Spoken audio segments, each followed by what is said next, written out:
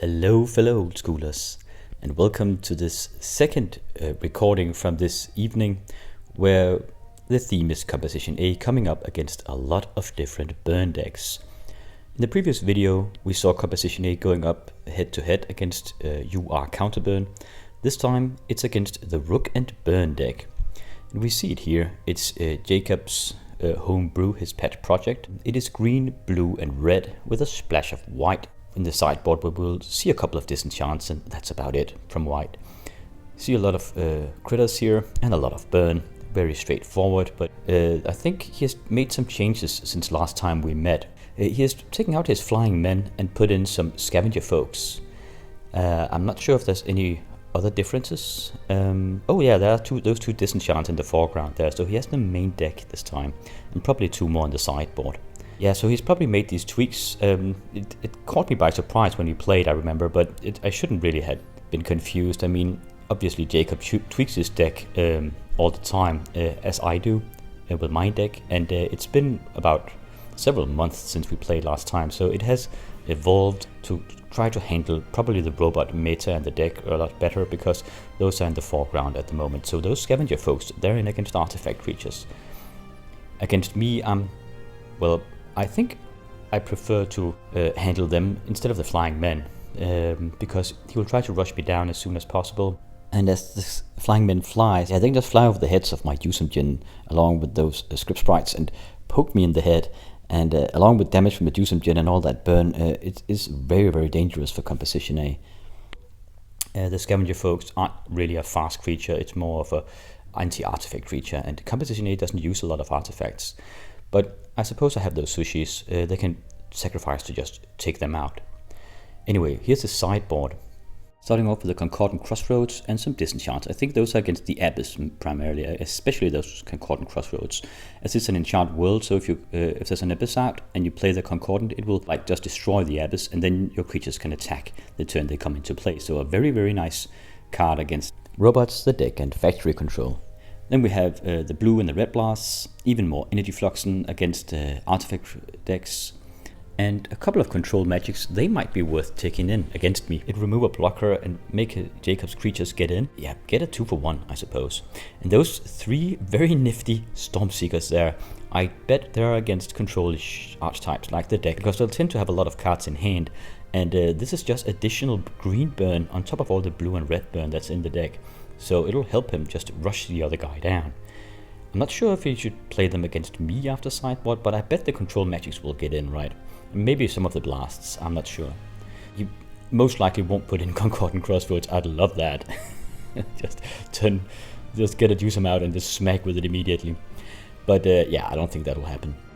So let's get straight to the first match here. I like this picture, it sort of looks like the Juzam has caught a pixie, doesn't it? Okay, so round number 1 here, and we have RUG N Burn on the left and me on the right. Sorry about the angle, guys. I think the camera is tilting slowly between the two games, so we don't have a lot of we don't have a great view of my side of the board here, but we'll have to make it work. It is hard to test the to be mindful of this when you play. To see if the camera. Ooh, 3 Moxen and a Mind Twist turn 1. Oh my. Getting those 3, at least we didn't hit the lands, but still, it's a nice kick. And what's even worse is Composition A have mana now. And tutoring here, and I'm immediately tutoring for an Ancestral Recall. So I think this is one of those games where Composition A just goes nuts. Just does broken stuff to the other guy. You might remember the previous match against RUG N Burn, where RUG N Burn just destroyed Composition A. So yeah, it might be furious. We'll have to see. This is a really, really good start, at least for Composition A. Almost too good, because we won a game here. But sometimes this happens. Let's see how RUG N Burn responds to this. That Ancestral Recall has made Composition A just rearm itself, so it has the mana, it has hit the other guy's mana, and now has drawn 2 additional cards. Okay, a Golden Pixie is coming out, it'll block that factory all day. And But it's almost like Composition A is the aggressor here, and RUG N Burn is scrambling to stabilize, and that's not how it's supposed to go for this deck. Strip mining the Tiger here, and then the Singular Vampire.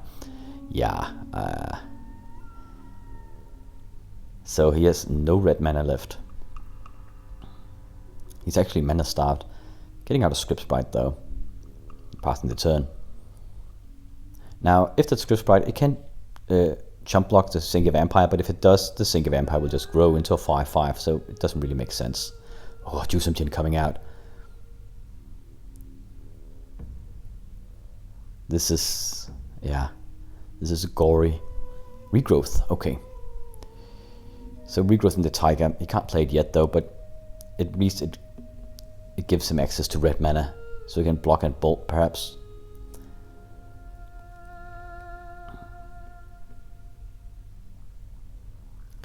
Activating the factory, coming over with everything. Might seem odd because I'll lose the factory here, but it's just an all-out attack. I don't need the factory.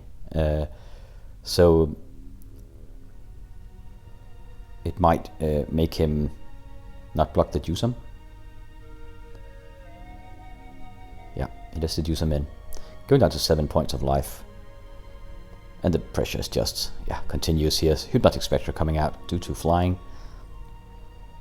I suppose you can bolt it with that Tiger now, the Spectre, but it won't matter. No, it plays a Pendelhaven instead. Okay, he must have drawn into that. You can actually pump the Script Sprite into a 2/3, so he can block and kill the Spectre. But he can't handle the Singular Vampire, even with that Pendelhaven. Okay, just all out attack everything again. I might sacrifice the Spectre here, but again, it's just to get in even more damage. It's really aggressive, but the advantage is so huge, it's just pressing in here. And there's so much damage coming in. Down to 3 points of life to RUG N Burn from this opening salvo from Composition A. A Scavenger Folk. Alright. I suppose he has one more turn then. I can't even think of any out here for him. It's just, the creatures are just too many and too big. Maybe, no, he didn't play with balance. Okay, Source to Plowsharing the Script Sprite, he pumps it to get 2 points of life, and then everything comes over. He blocks the Juzam, takes 4 points of damage, going down to 1 point of life. Fair enough. Probably didn't even need to cast that Source to Plowshares. I think it was because I was fearing a Giant Growth, a block, and then a Giant Growth would kill the Singular Vampire. Anyway, yeah, that's a bit of a brutal showing here. Composition A wins the first match. Not exactly the closest match we've had on the channel, but really a lucky start. Composition A was on fire here. Let's see, round number 2, RUG N Burn. After sideboard, he's on the play. Starting off with a Volcanic Island. No turn 1 drop though. Green Mugs and City of Brass into a Time Walk. Okay. Composition A needs a lot of mana just to get going, so it gives another land drop here. Sinkholing the Volcanic Island. And taking a point of damage from that City of Brass. Another Volcanic Island coming out of RUG N Burn. Still no creatures from him. And remember, he needs to do a lot of damage early on. He is what's called the beatdown here. He wants to finish the game fast. Composition A needs to get out a bunch of mana and then deploy its bigger and better creatures and get the card advantage online from all the spells before RUG N Burn kills him. So Juzam, turn 3. No, turn 2 actually, because of that Time Walk.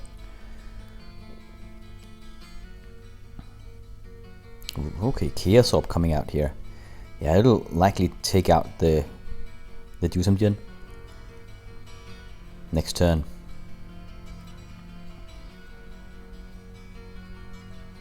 Oh, there's another Chaos Orb. Chaos Orbing the Chaos Orb. We're not flipping here because we want as many games as we can get. So just for expediency here, crushing the Chaos Orb, and the Juzam is untouched, getting in for 7 points of damage here. with a factory and a Juzam djinn.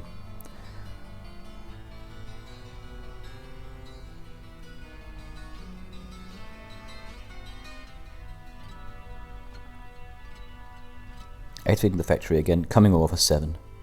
He's at 12 points of life here. Bolting the Juzam djinn. And bolting it one more time. Okay, double bolting the cow gets electrocuted. Then the factory gets in for 2. Okay, so losing the creature, we're trying a different strategy here. Underworld Dreams coming out on RUG N Burn here.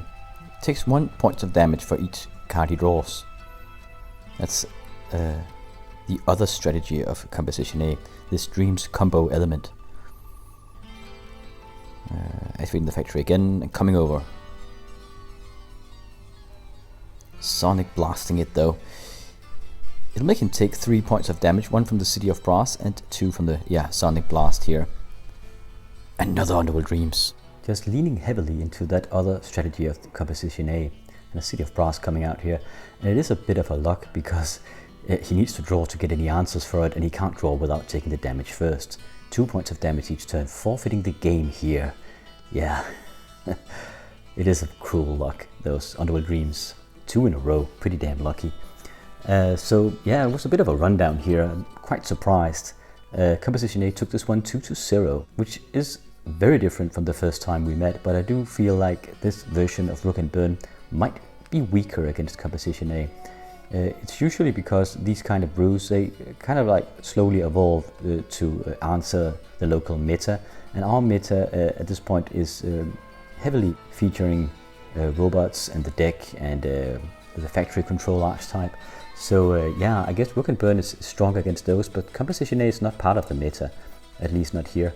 So it's not a good matchup anymore for him, I feel. I would like to have another rematch against the original version of RUG N Burn at some point, with all the extra burn and flying men. I think it has a much better chance against Composition A. Or perhaps I was just lucky here, I don't know. But anyway, that's all I have for this round.